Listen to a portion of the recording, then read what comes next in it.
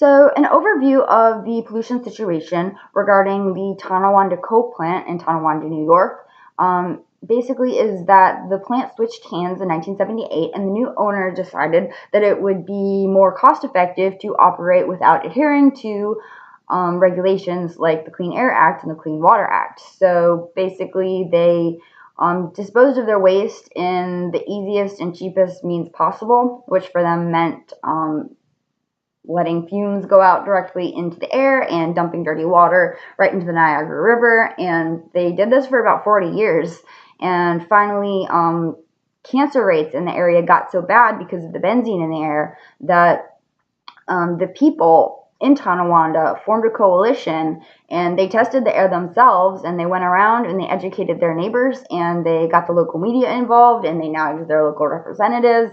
And after years of doing that, finally the EPA dropped in for a surprise visit and saw how things were really running at the plant, and it was resolved in a multi-million-dollar settlement, and Tonawanda Coke was forced to change its ways. And the owner was, I think he faced 75 years federal prison time.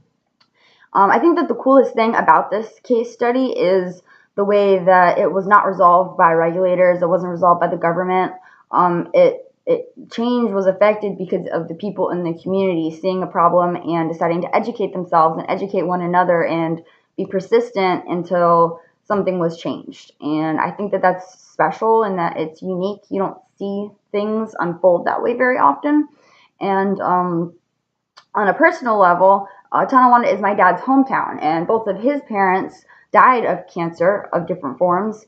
And so, in learning about Tonawanda Coke, it definitely makes me wonder if benzene emissions from the Coke ovens played a role in their deaths. And it also makes me wonder about my own dad's health prognosis in the future because he lived there for 30 years.